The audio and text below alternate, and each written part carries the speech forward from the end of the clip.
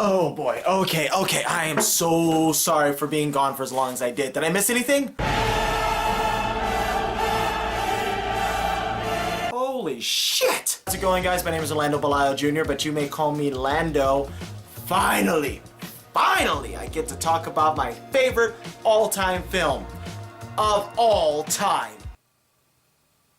Yeah, that's right. So if you guys have been wondering where I've been or things along those lines, you actually could check it out on my Facebook page. You have a Facebook page? Why, yes, Jimmy, I most certainly do have a Facebook page.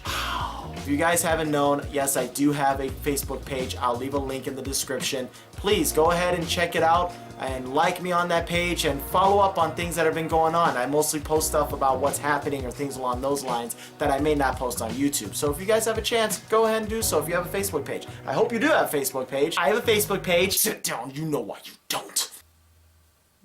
If you guys have not checked out my other favorite films, my third and second favorite film, I'll leave a link in the description as well. In the meantime, enough jibber jabber, let's get to my favorite all-time film, shall we? I'm gonna give you guys a hint as to what this film is. My favorite all-time film is a live-action cartoon crossover where a man and a rabbit have to work together to stop an evil man and his 5 minions from taking over the Toon World. My favorite movie, Space Jam?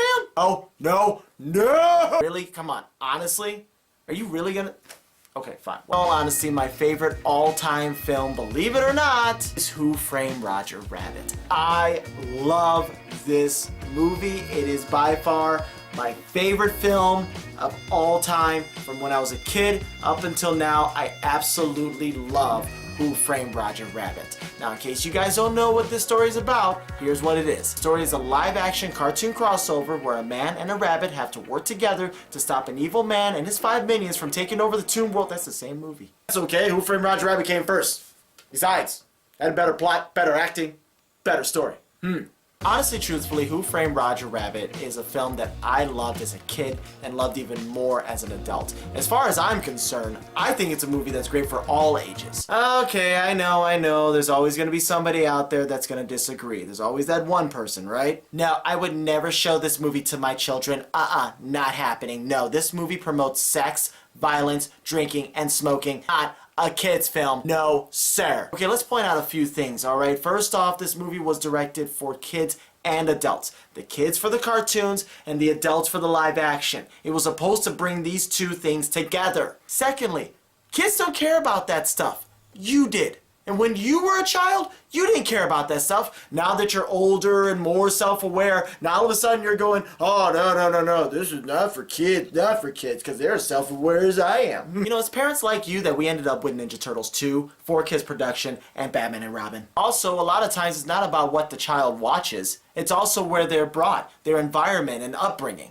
So yeah, mom and dad, you have a place in that too. So your sex, your violence, your drinking, your smoking, that plays a role too for that child. So did you think about that? Oh, no. And even if this was a bad movie for children and a bad influence and was never meant to be a kid's film, why stop there? Why not go after all the other cartoons that influenced this movie, like Disney, Looney Tunes, Popeye, Tom and Jerry, Droopy, just to name a few. Because if you truly want to get that child neutered, go the distance. As a child, I simply saw it as nothing more than a cartoon and a live-action crossover and a whodunit plot, some zany stuff, some goofy things, but all in all, that's all I remember as a kid. But as an adult, I really started reading between the lines and saw a lot more than just simple cartoon live-action stuff. Just stuff. It's the best way I can end this sentence. There was character development, the reason behind the frame job. I saw it as a story of, as it says in the film, a tale of greed, sex, murder. I was also really impressed by the timing and effort made by the cast and crew, just the way they would look at, try to believe that there's an animated character there. And the cast, or not the cast, but rather the crew, they had to believe that there was an actual animated character right in front of them. And then up to the crew to try to animate them after production, after the filming. Just putting it all together was just absolutely astounding. I've never seen anything like this, and I still have never seen anything like this. Not even Space Jam could make a movie as good as they did. Trust me, this was top notch. I delved deeper into the plot when I got older, and you know, you got all these different characters in some way, shape, or form. It all began with a guy named Eddie Valiant, a alcoholic, down on his luck detective who took a job to take pictures. These pictures to a murder. Eddie Valiant, when I was a kid, I just saw him as just another detective. Kind of like a mean detective, but one nonetheless. When I got older, I saw a man who was struggling with the loss of his brother. It's a go-to guy, if you will. Brought him down so bad that he lost respect for just about everyone. There's a scene where Eddie goes to the Acme factory. Everyone pretty much treated him like crap. And that was the concept of that scene, at least the way I see it, is that they wanted to show not just more characters, but to also show who Eddie Valiant is to everyone else. There's even a scene where one guy looks at him and goes, "Didn't you used to be Eddie Valiant? Or did you change your name to Jack Daniels?" Douche. You have Roger Rabbit, the animated character, the suspect, and the exact opposite of Eddie Valiant. While Eddie Valiant is more of this serious, just mean old kind of guy, Roger Rabbit is the exact opposite, just zany and just out there, completely out there. He's the exact polar opposite of Eddie Valiant. Only meant to do one thing, and that's to make people laugh. That's it. Not murder, not try to throw a fist fight, just make people laugh. Doesn't make sense as to why he would ever even commit a murder, which is the one who's being framed for the job. That's exactly what I said. Valiant has decided to help Roger, even though he swore he would never work on a tune case. He was done with tunes. But he realized, you know what? Put you into this mess, I'm gonna get you out. Two characters really work together because, like I said, they're exact opposites, but they learn to cooperate with one another. And it really worked out so well. Roger Rabbit actually took himself a little more seriously. Yeah, he was still goofy, but not quite as goofy as the movie would go on. But Eddie Valiant learned to actually become a better person after working with Roger and knowing that even though he may have lost his brother, that doesn't mean he should just stop doing what he's doing. He needs to keep going. Don't stop. Don't let this stop you. Keep going. Keep fighting. Keep working with your tunes. Learned as time went by, I don't think I need to drink. I need to be a better person and overcome this obstacle. I think he learned that thanks to Roger. Of course, you have Rabbit's wife, Jessica Rabbit. Quite possibly, arguably, the hottest cartoon that was ever drawn on paper. Oh man, we all wish came into life. All us guys were just like, even us kids were just like, hottest character ever drawn. In the beginning of the film, when you see her, each time she shows herself, there's some sort of seductive, lustry kind of deal with her. Like, I'm not bad, I'm just drawn that way.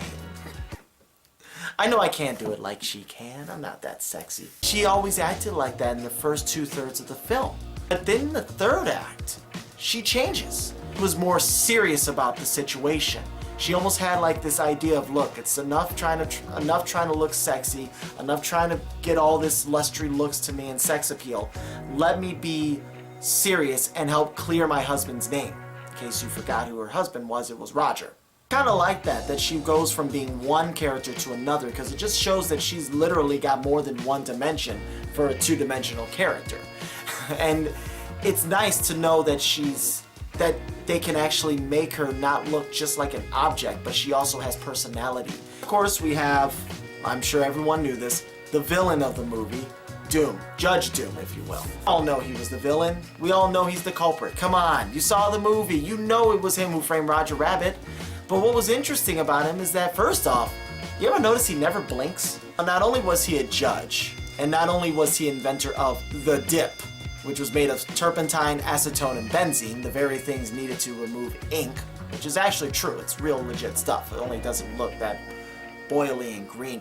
Why did he need that huge container? Couldn't you just use like a bucket of dip? The one thing about Judge Doom is that he framed Roger Rabbit on blackmail, business, and other runarounds, all for one reason.